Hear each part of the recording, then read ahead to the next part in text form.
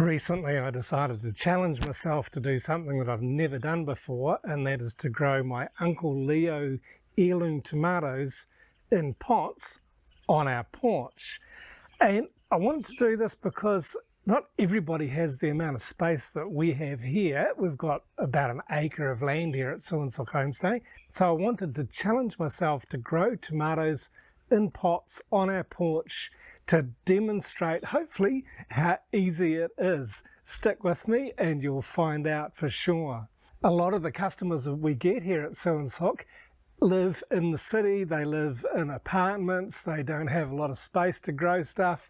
So I thought it'd be fun to try and see what we can do with a limited space garden, even though we've got tons of space. And in doing this, we share our desire to be able to encourage you to grow good, healthy, organic food that you can eat yourself, even if you only have a small space to grow it in.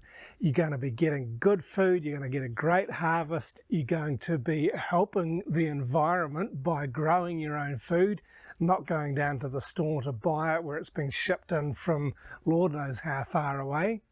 And so that you will learn, if you've not grown anything before, how incredibly satisfying it is to grow your own food. So I started growing our tomatoes right here in this little environment that we've got for our seedlings. And I've got some young seedlings here. These ones are not quite ready to plant out yet. I will probably put them into slightly larger pots, let them get a little bit stronger, even if I was going to plant them on the porch. So you need to have the plants to a point where they're a little bit stronger, a little bit bigger. Maybe we'll make another video about this in the future. Normally we put our tomatoes in our vegetable garden area in different locations when the seedlings are a little bit more healthy, a little bit stronger. And we will get to the porch shortly. I'll show you what we've got up there, but I just wanted to give you a few more ideas, a few more tips, and show you just how easy it can be to grow your own tomatoes, even if you've only got a limited space to grow them in. So first you need to choose where your space is. Have you got room for a single plant, or can you spread them out? Have you got room for 5 or 6 plants? Really, it's up to the amount of space that you've got. Then you've got to decide what type of tomatoes. There's different varieties of tomatoes. Some of them will grow longer and keep producing fruit for longer.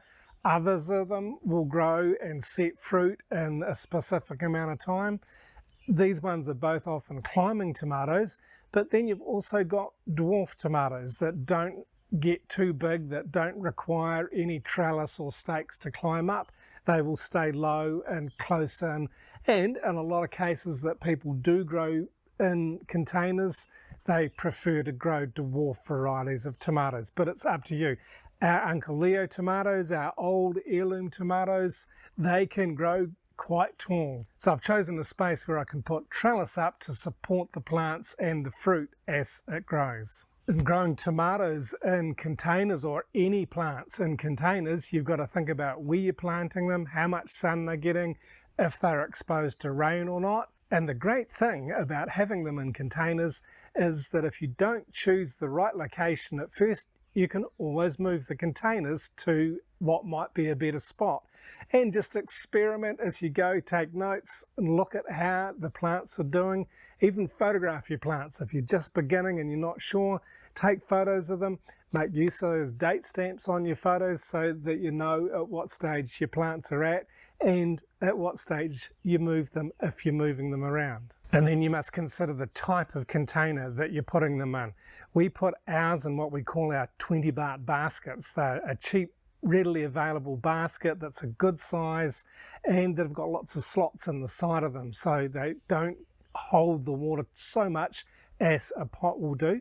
An alternative to either pots or baskets is a potting bag, which are readily available either at garden centres or online these days, and they're very, very popular because they're cheap, because they breathe, and because they're lightweight. And to get the seedlings, to get the plants that you're going to put into these containers, if you're adventurous, you can grow them from seed.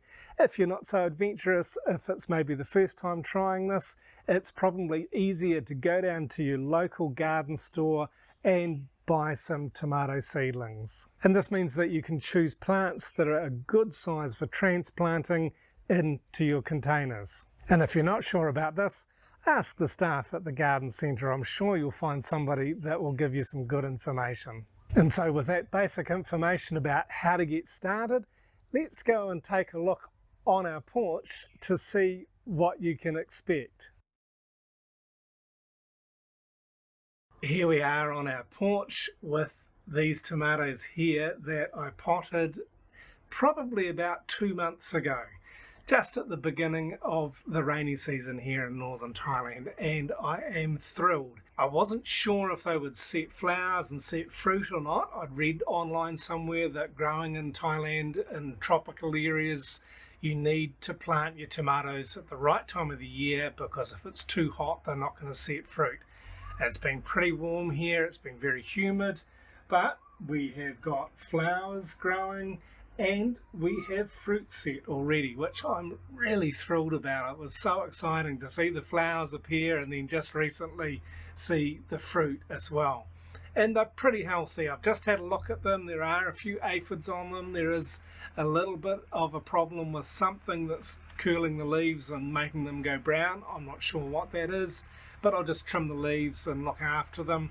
They are in need of some fresh mulch and some food, because when you're growing anything in a container, you have to feed it well. You are the only source of food for this plant. Whatever you put in there, that's all it's going to get.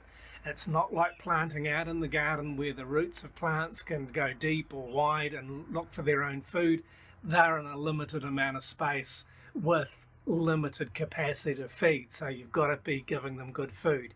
When I planted them, I'd carefully mixed the soil so that it had a good mix of compost, the compost that we make, and some compost pellets that are a slower release. And I included some coconut husk and some sand to ensure that the soil is going to drain well. And this is something particularly important when you're growing things in pots, as most plants will enjoy a free draining soil.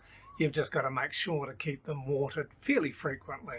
And so now I'll come back soon and add some more compost, probably some blood and bone, some of our photosynthetic bacteria plant food, which I've already given them a few times. And I've also got some other homemade fertilizer that I'm experimenting with.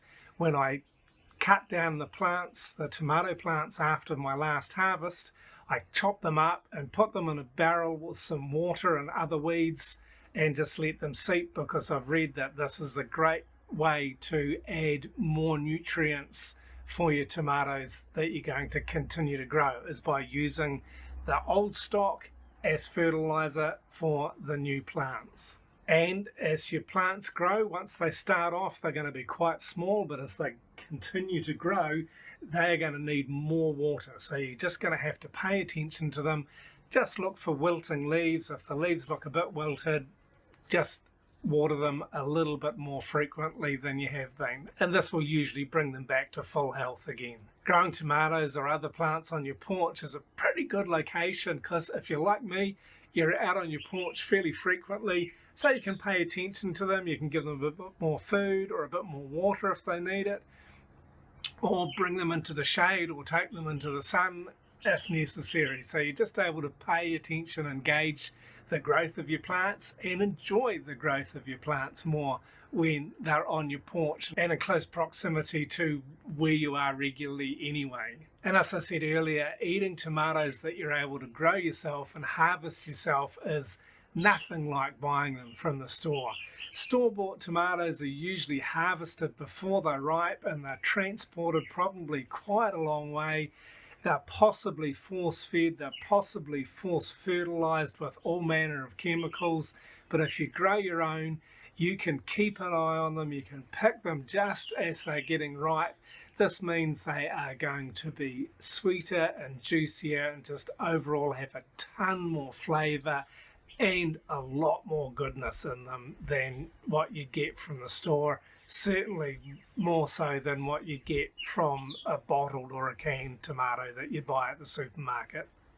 And so I hope this video is encouraging for you, and if you do take up the challenge to grow your own tomatoes, please drop us a comment and let us know how you get on. Thanks for watching this video, and if you'd like to know more about what we do here at Sue and Sook Homestay Gardens, please check out this video here.